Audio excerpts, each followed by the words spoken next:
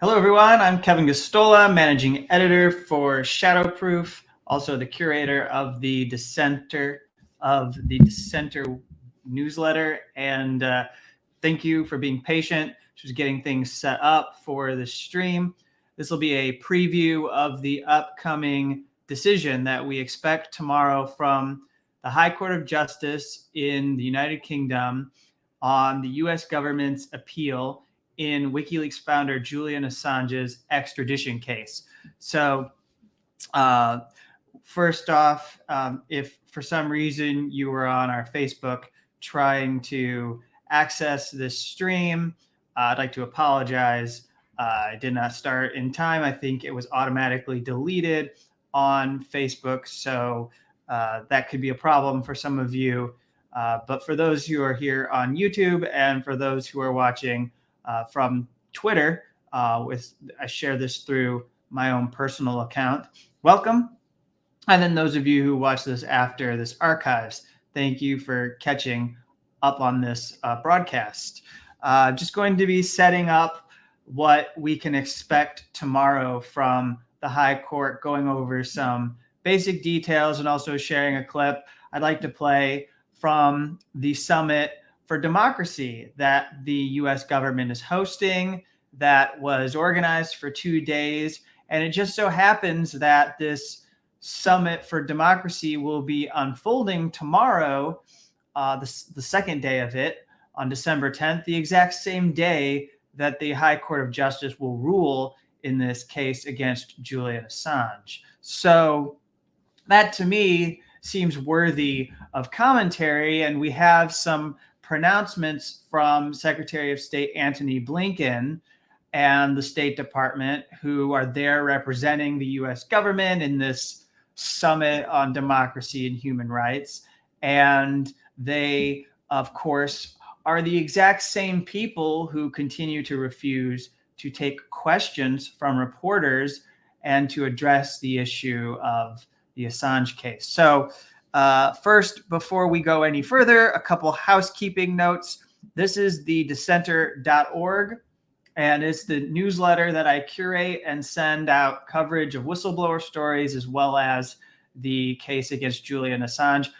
Whatever I put together tomorrow on the High Court decision, the appeal decision, will be sent out to everyone who is a subscriber of this newsletter. I'll also be doing a broadcast here after the announcement, after I understand what's in the decision.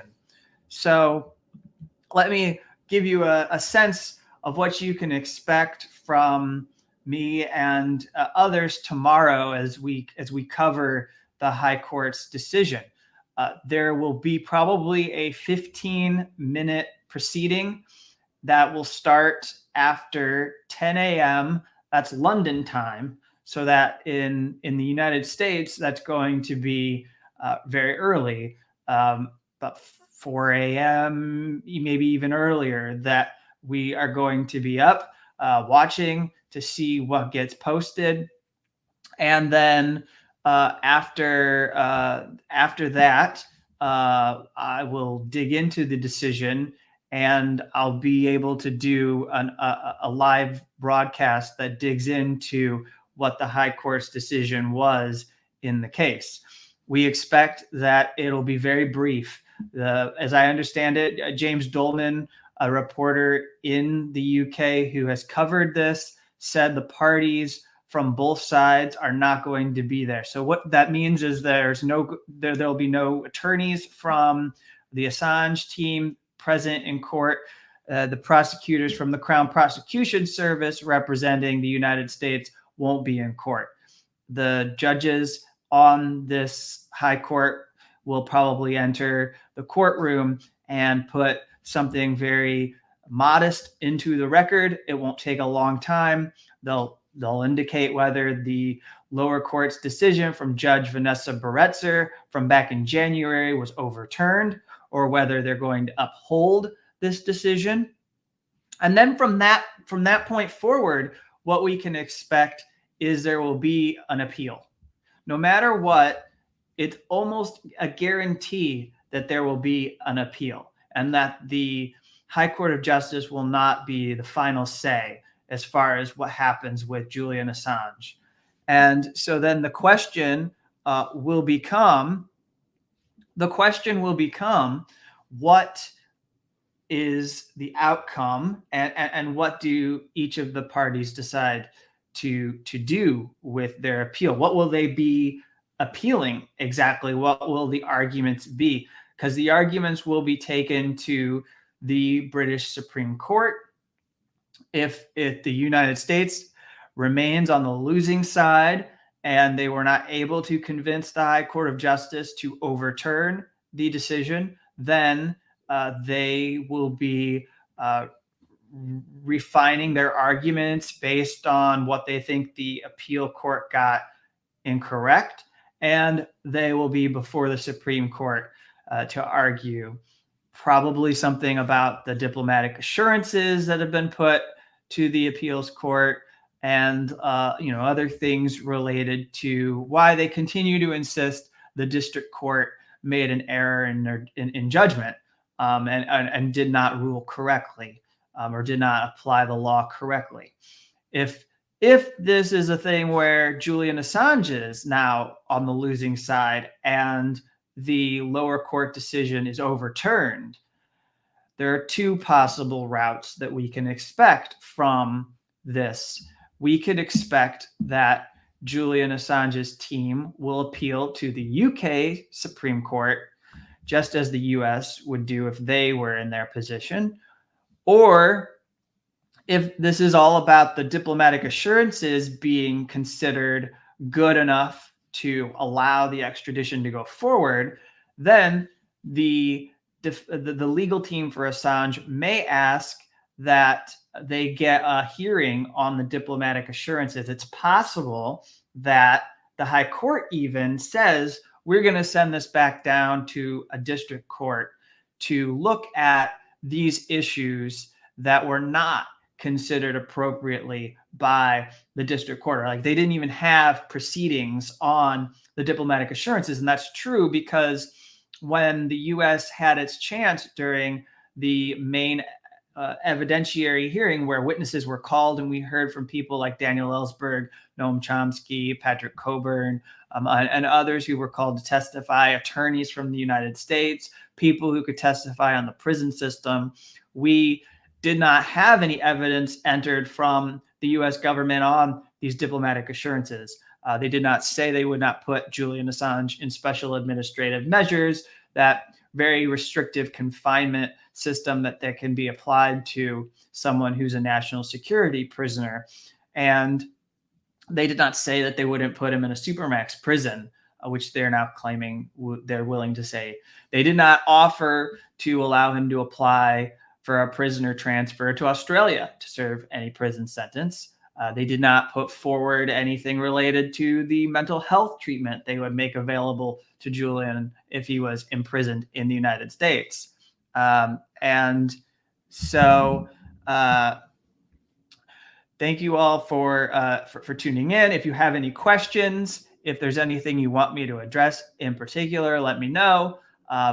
If you have any comments, I'd be happy to respond to those as well, related to Julian Assange's case.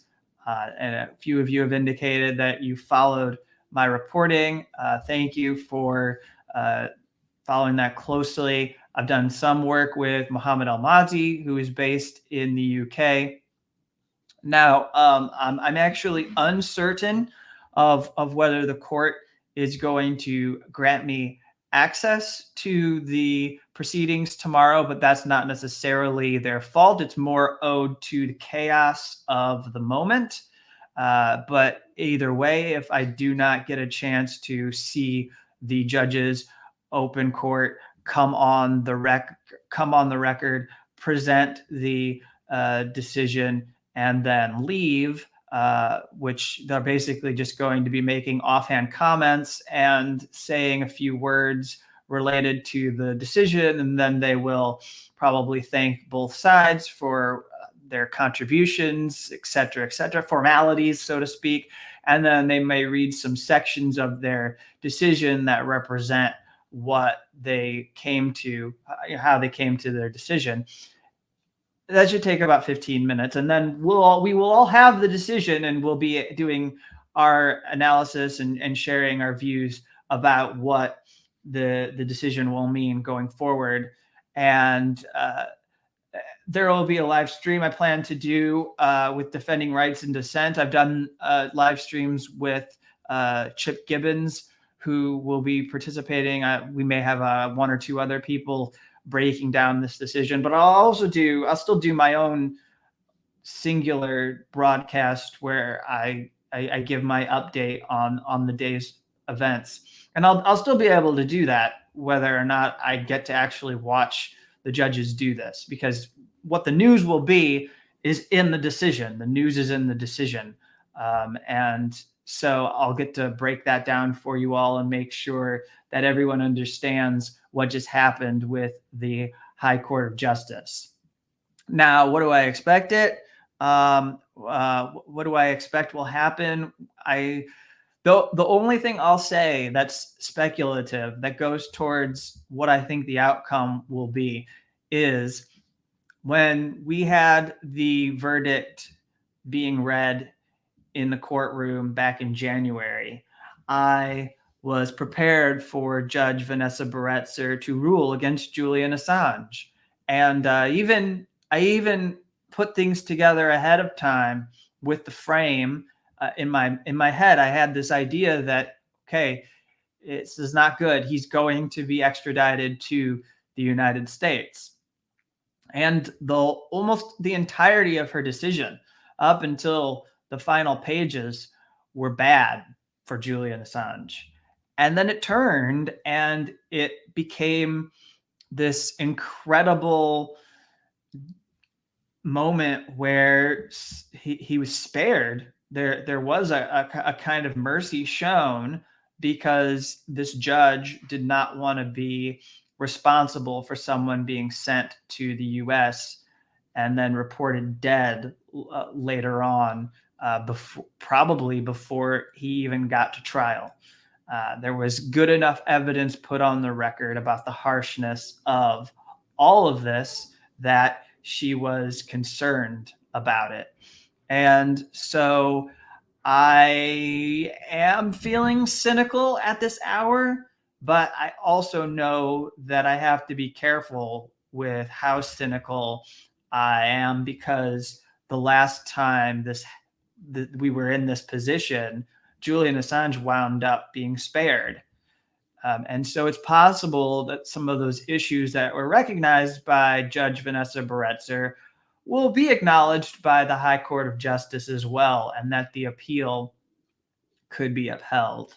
I actually don't know either way. I don't feel any strong emotions either way when it comes to, will he be spared or will he not be spared? And I really think of it in that terms of, will he be spared or will he won't be spared, rather than who will win. I mean, we're talking about a life who is in confinement right now, jailed, not allowed to be with his family, deteriorating daily, mentally, physically, should be out on bail, but that bail was denied by Judge Vanessa Baretzer. I think a key question will be, can Julian Assange have another shot at bail following this decision? If the U.S. loses, definitely we would think that his team should apply for more bail. Will it make sense for them to apply for another opportunity at bail? Or I don't know. I don't really know enough about the legal procedure in the UK in these extradition cases, but it would seem that the appeals court should have the ability to discharge Julian Assange if they prevail. But if both sides aren't coming to court tomorrow and they've been given some kind of indication on the outcome ahead of time, then I could see a scenario where that is bad news for Julian Assange, because they probably need to be in court to make an application for bail. And if they know the outcome already and the U.S. won and they're just planning to appeal to the Supreme Court, then there's nothing that's going to happen. He just stays in jail. But there again, I don't see why exactly the high court would, they're going to come on the record, and that's when they're going to formally tell both sides what exactly is the decision. So I wait. I feel trepidation just like everybody else. That knot in people's stomach, the uneasiness. There's been reporting from Declassified UK about at least one of the judges on the High Court and their connections to people who are definitely on the other side against Assange. But we simply need to wait another 12 or so hours to see exactly what this is going to be. Actually, less than 12 hours now.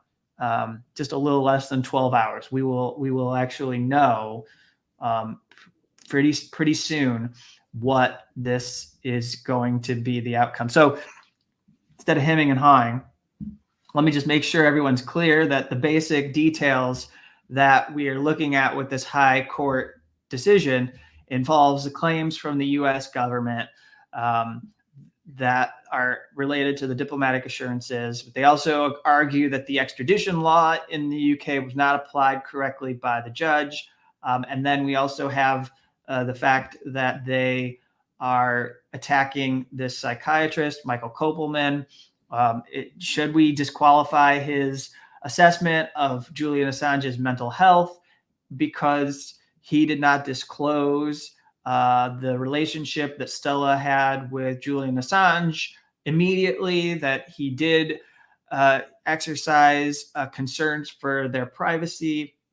He did think about what could happen if that relationship was revealed, given the way that UC Global had spied on Julian Assange and others, his friends, family, associates, lawyers, etc., while he was in the Ecuador embassy. So is the High Court going to take that argument seriously? That's what we're waiting to find out. If it matters, should that doctor be disqualified as untrustworthy for misleading the court if you believe that he misled the court?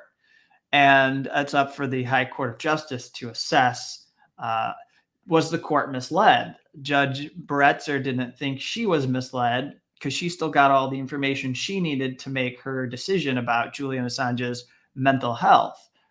So this is one aspect. And then are they going to accept the factual findings of the judge? And are they going to accept that it was really the truth, that he could not resist the suicidal impulses if he's in a U.S.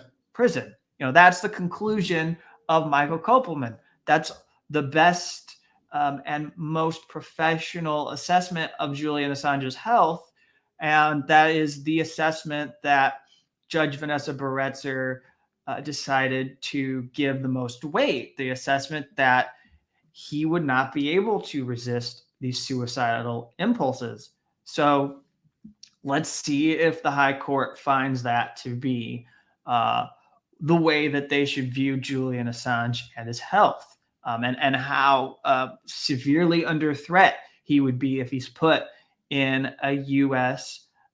prison, even in administrative segregation, or even in some kind of isolation as a high-profile prisoner ahead of any trial. There are things that you need to be concerned about given Julian Assange's health. So that's that. So let's get to the videos that I have here of Antony Blinken. And first off, what I want to say here is they've got this Summit for Democracy, and there are day one's over. We had day one. We're waiting for day two sessions. And this is something that the Biden-Harris administration put together. It's to coincide with something that I didn't really know existed in the world, but it's something that leaders can all pat themselves on the back and pretend like they're leaders of free and fair countries, even when they have systematic human rights abuses going on inside their own countries, and they can have an International Day of Democracy. So this is what is going on. It's described as something for the government, civil society, and the private sector, so corporations, to come together and discuss how to renew democracy. And these are words, frankly, that have become buzzwords. If you know them and you've seen the way that organizations in the United States operate, they tend to raise red flags, because the idea of restoring democracy or renewing democracy usually comes with some kind of,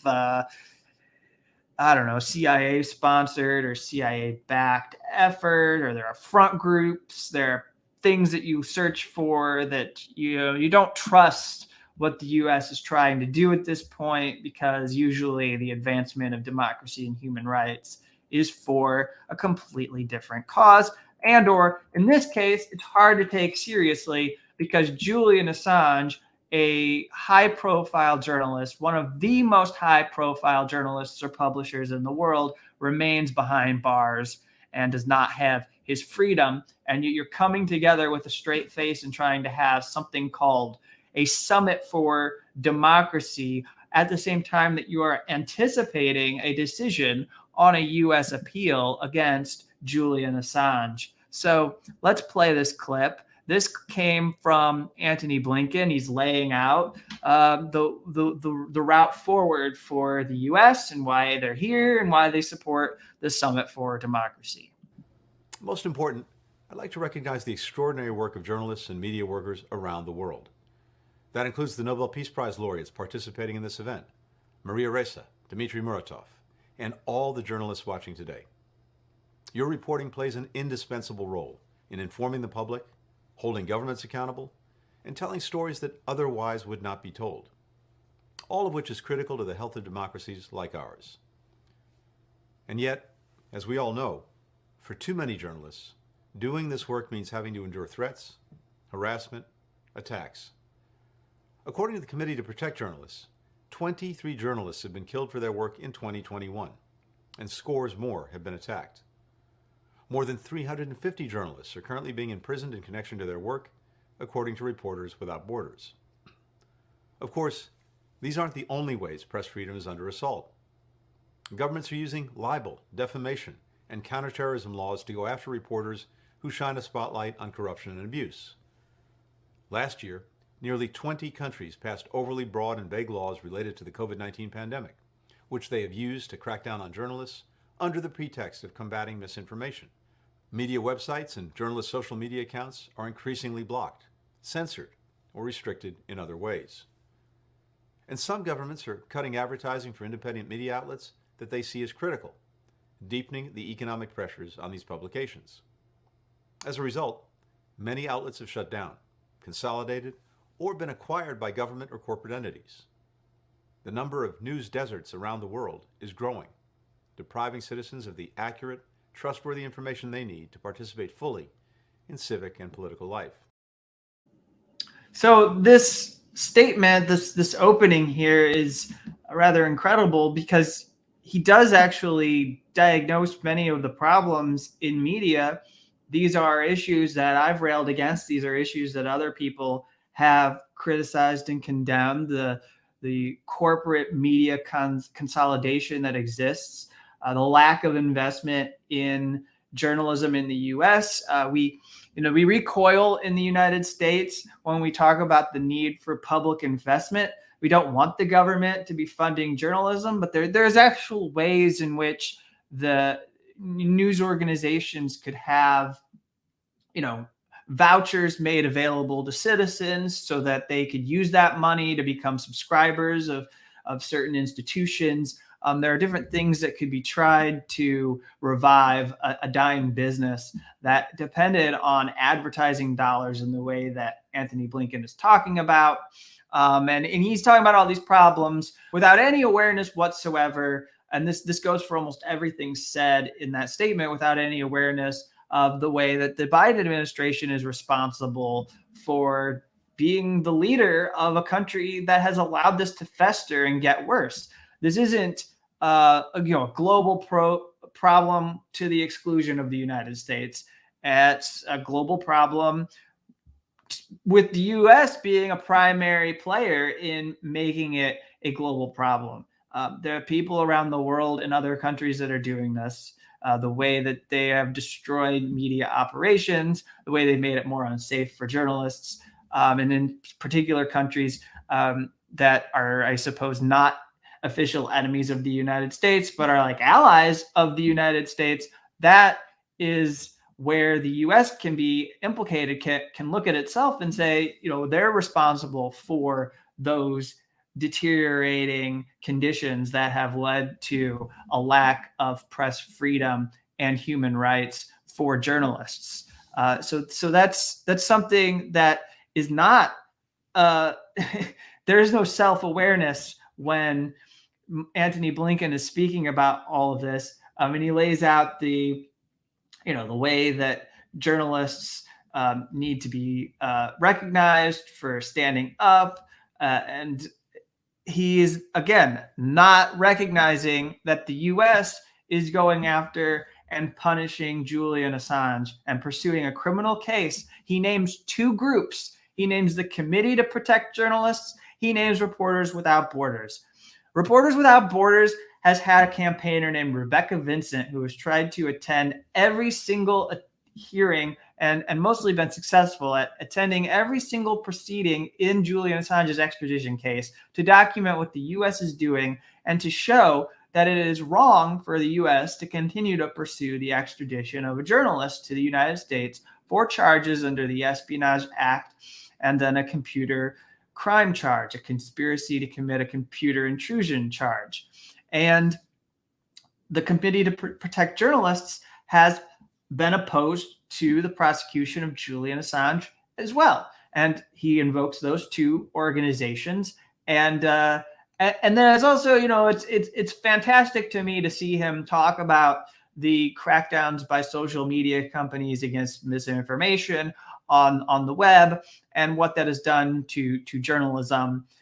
Without seemingly acknowledging that the Biden administration has been pushing the more overarching and generic policies that have led to the censorship of social media, the censorship on YouTube, created mechanisms for not only going after people when it comes to COVID-19, but also for going after journalists and activists who are involved in challenging attacks on their country and democracy internally, defending movements and promoting movements within their own countries, whether I'm talking about Ethiopia or let's look to Latin America, let's look inside Nicaragua or Venezuela or some of these other places that are rejecting the future that the U.S. government is trying to impose on those populations.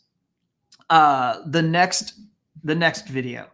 Today, I'd like to highlight 4 ways the United States is doing that, among others.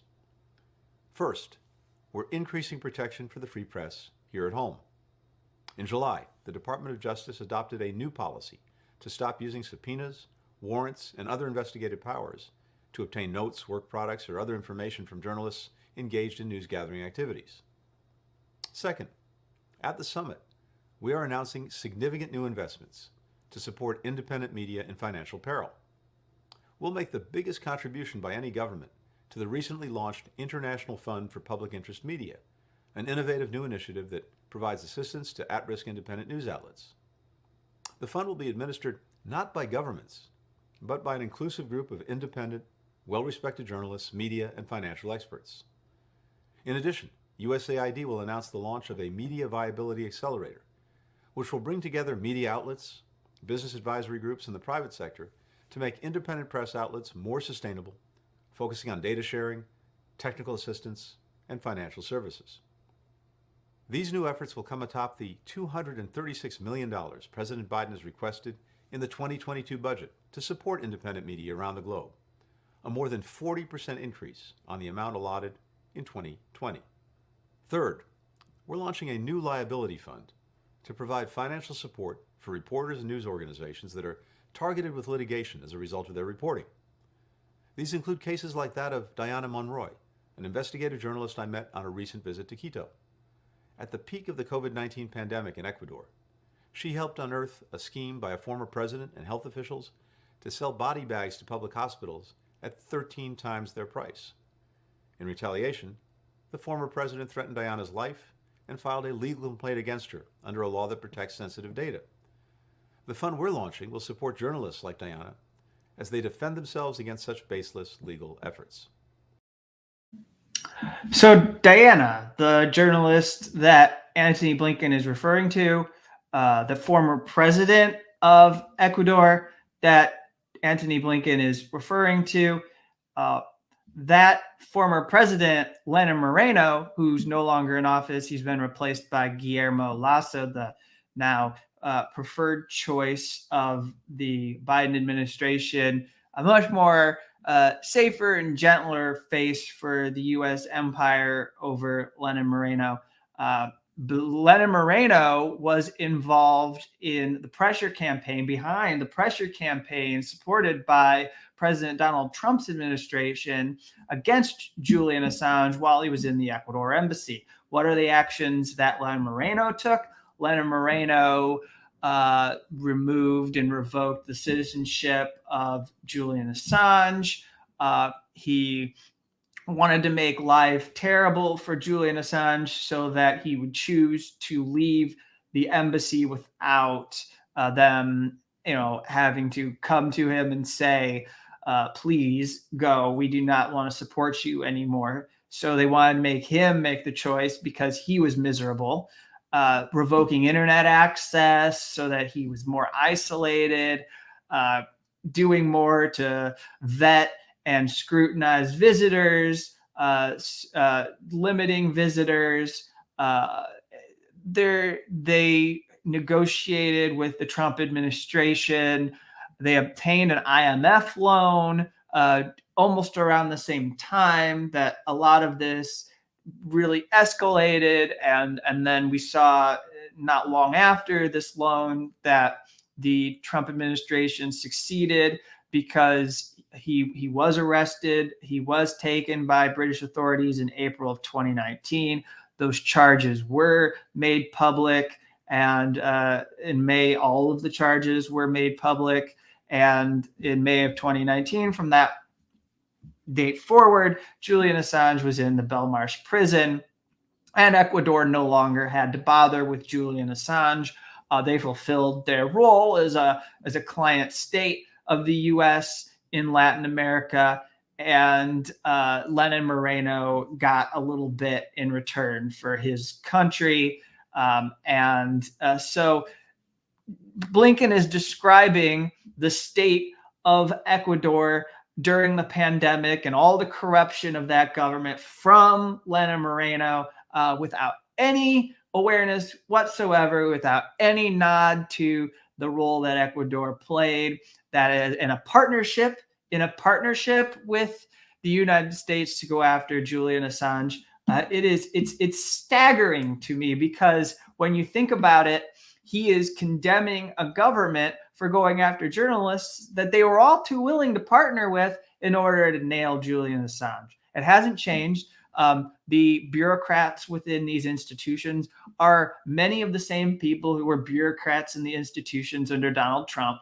I don't focus too much on the politics. Just because President Donald Trump is gone doesn't mean there aren't people who still want to see Julian Assange brought to trial. And if they could, they would like a public hanging of Julian Assange. Some of them have even said so. That's how much they despise and detest this person for seeking to challenge the U.S. in ways that shine a light on the true nature of U.S. government and how there's rampant human rights abuses that tend to go unaccountable. Nobody's held accountable for torture, drone strikes, etc.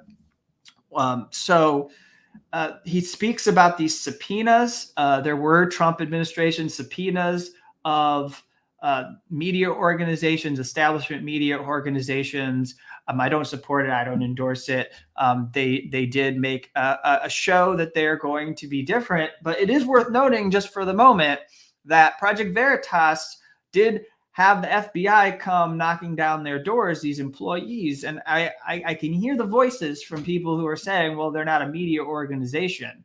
But we don't focus on what organizations are and aren't. And even the loudest provocateurs still have First Amendment rights. Even the biggest jerks and assholes still have First Amendment rights in the United States. And they engaged in a journalistic act. Allegedly, they obtained the diary of Joe Biden's daughter, and they looked at it. They didn't think they could authenticate it. They cooperated with authorities. If you believe their story, they handed this over to the authorities, law enforcement, and there's no reason not to believe that that's exactly what happened.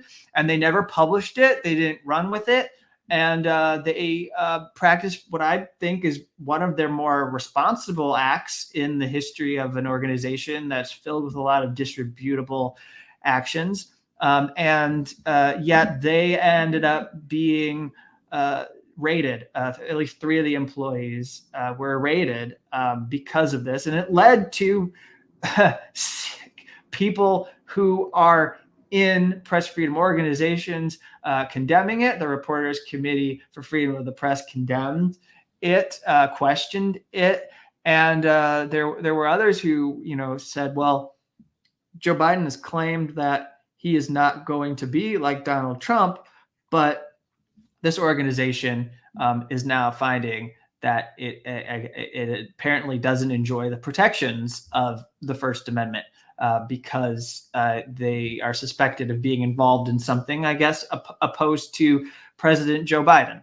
So that's more than I really wanted to say on that, but it's important to recognize all of the hypocrisy in Antony Blinken's statement, all the hypocrisy coming from the U.S. State Department here. Finally, we will continue to be relentless in shining a spotlight on attacks on journalists and demanding accountability for perpetrators. Because we know that one of the most effective ways to prevent future attacks is by sending a clear message that those responsible will be brought to justice. Let me give a few examples of how the United States is doing this right now. We denounce cases publicly by name and elevate them in our bilateral engagements with other governments. We use targeted sanctions to impose costs on perpetrators, including new authorities we've conceived and implemented, such as the Gosztola ban. We push for greater multilateral pressure through institutions like the Media Freedom Coalition, which has strongly condemned cases of repression in Belarus, Hong Kong, Burma, and Russia. And we continue to make deep, long-term investments in the rule of law, so local justice officials have the knowledge and capacity to effectively prosecute these crimes. And while impunity is still the norm in far too many of these cases, we cannot let up, because it's never too late for justice. Just last week, a court in Serbia confirmed the conviction of 4 former security officials for the murder of journalist Slavko Čurovija. Slavko was executed outside his home in Belgrade on April 11, 1999, for daring to criticize the country's leader at the time, Slobodan Milosevic. So I want to make crystal clear. The United States will continue to stand up for the brave and necessary work of journalists around the world. The U.S. will continue to stand up for the brave and necessary work of journalists around the world, except they don't think that Julian Assange is a journalist, so this does not apply to him. Everybody who is covered by this are individuals that the U.S. is willing to recognize as journalists. It's very possible that there are people out there engaged in the act of journalism, by definition, who the U.S. does not think should be given protections. There's a very basic criteria. You want to figure out if Antony Blinken, the State Department, other people in the U.S. government is willing to come support you if you are facing persecution. Do you want to know if you can count on the U.S. government to not target you and go after and issue political charges against you in order to bring you to trial and in order to retaliate and show you that the US is the most powerful country in the world and you should not cross them, then just ask yourself a question. Do you believe unquestionably in the agenda of the United States in the way that it exercises superpower and influence throughout the world? Do you question the way that they choose to challenge other countries that are rivals? Do you believe that China and Russia are threats to the extent that it requires shows of military might in order to remind them that those countries should not cross the United States? If you answered no to either of those questions, you may find that you are going to be a target of persecution from the United States. If you believe that you should defend and criticize the actions of the United States, defend the country's governments, but criticize the United States and their actions in Latin America, particularly in Venezuela, Nicaragua. But let's also say if you're against the coup and the history of narco dictatorship in Honduras and you want to support the left in Honduras, Cuba, you want to say that the U.S. should be out of Cuba, shut down Guantanamo Bay, clear out all of the prisoners, the forever prisoners from the war on terrorism. You think that you're against certain actions of military occupation in the Middle East, Northern Africa. You want to take a position on Ethiopia that's against where the U.S. is going and its objectives. You're probably going to find that you are not one of the people who Antony Blinkens of the world are looking forward to meeting at summits for democracy. It's probably a pretty safe bet that you're not somebody who's on the list of people who are deserving of awards and recognition, funds, grants, the kinds of projects that the U.S. are supporting. They aren't looking to give you that kind of assistance. They're looking to assist other people who will help the United States in being the biggest and most grandest superpower in the world. And so that said, I've got one other thing to play for you that comes from the Blueprint for Free Speech. First, if you have not, please go and take a moment to read. This is unrelated, somewhat unrelated, though I'm going to tie it back to Julian Assange's case.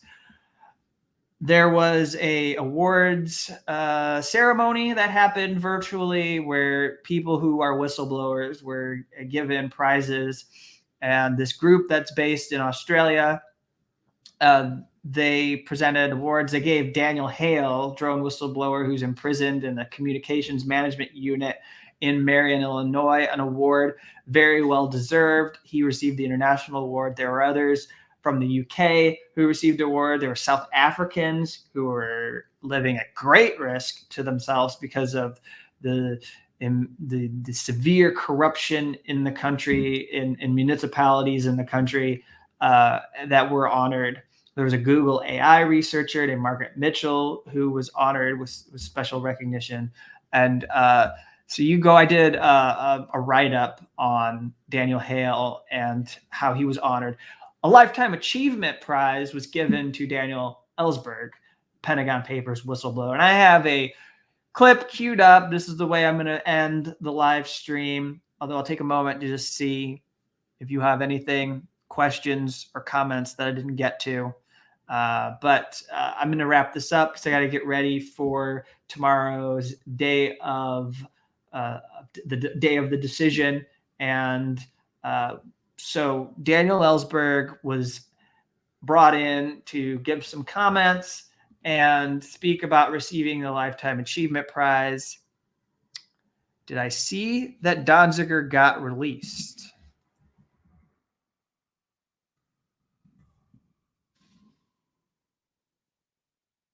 Whoa, I did not. That is breaking news. Oh, well, so he's allowed to serve the rest of his 6-month sentence at home.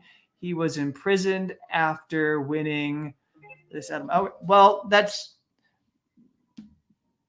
crazy. And that happened right after the Free Donziger live stream that was done by Katie Halper and Brianna Joy Gray. And great. That's awesome. Yeah, really good.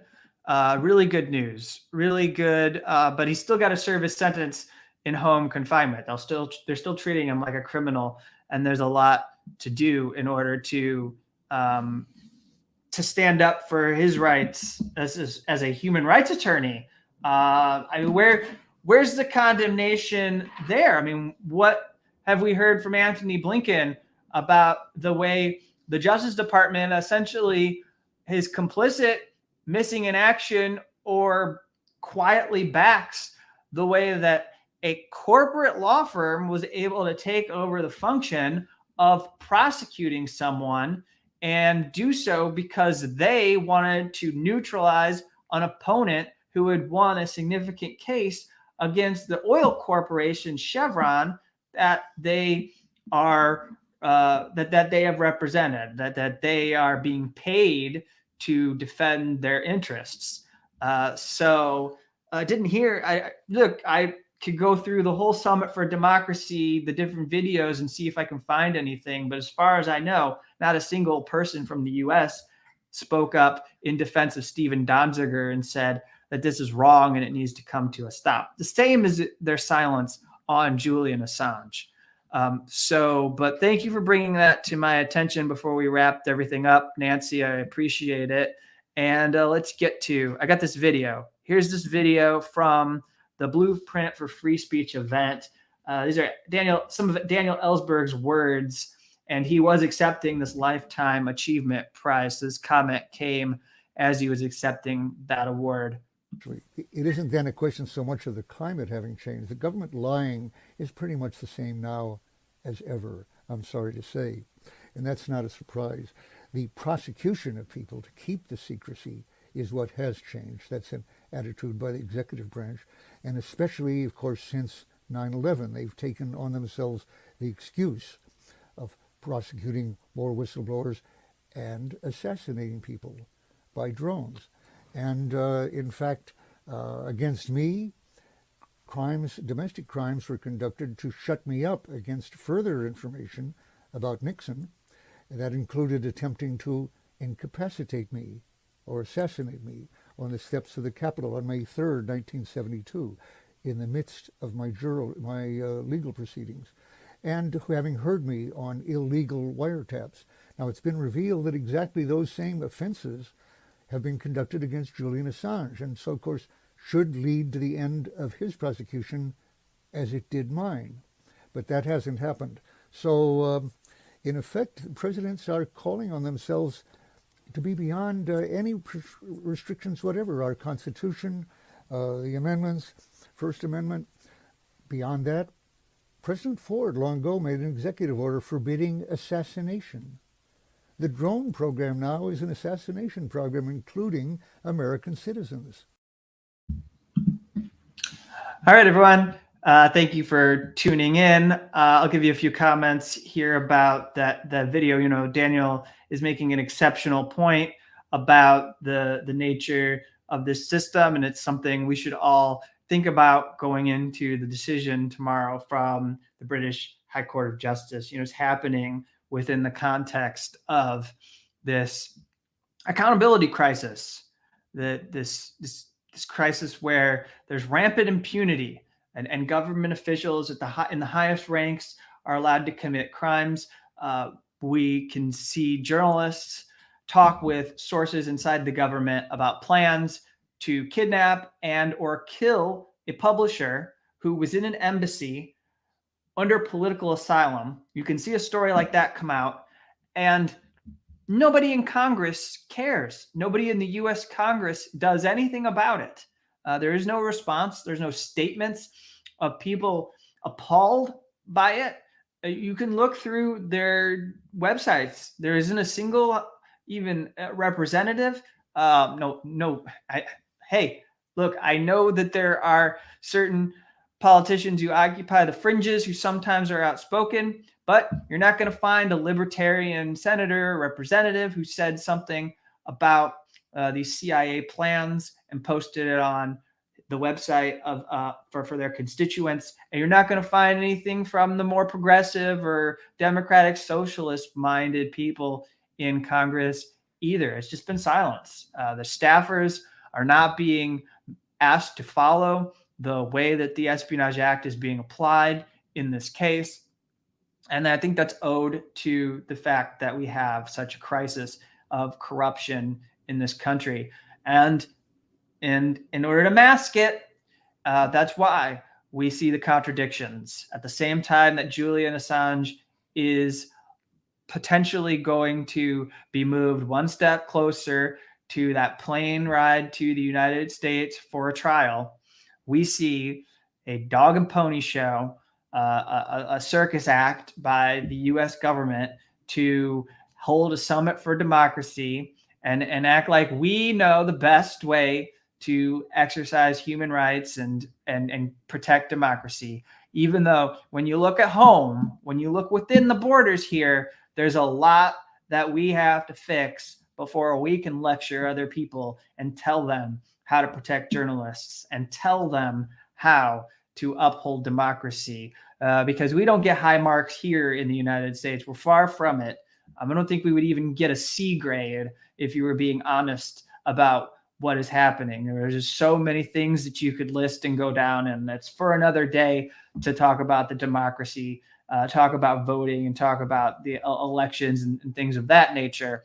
But for right now, if we're just talking about journalism and the things that we heard from Antony Blinken in the video, and we're talking about assassinations of potentially of journalists, that was something that was contemplated by people within the Trump administration at the CIA. Something we know Mike Pompeo, who was obsessed with Julian Assange and doing harm to him, entertained.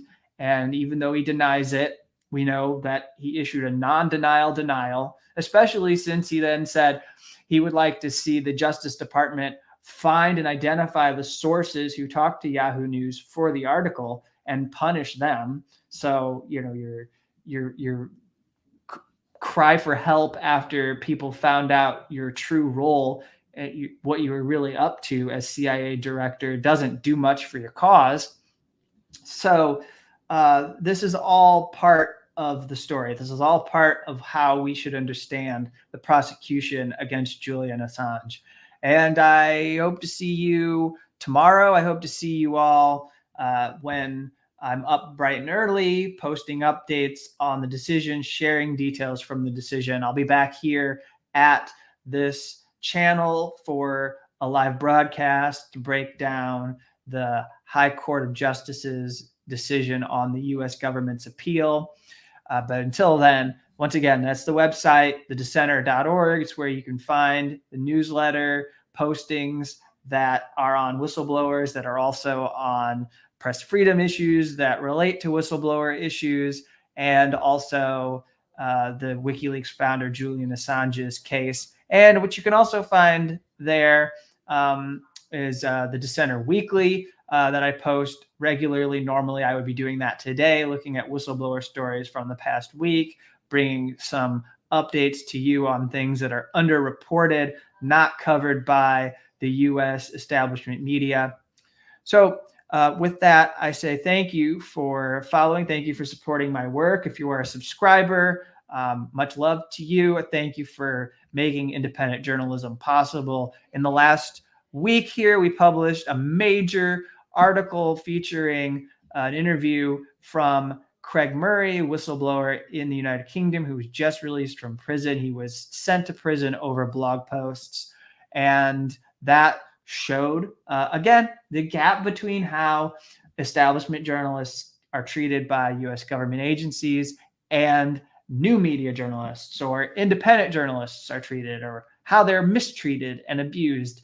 And again, that's something that Antony Blinken is not thinking about when he makes his pronouncements about democracy at these sort of summits that are designed to help burnish the image of the United States.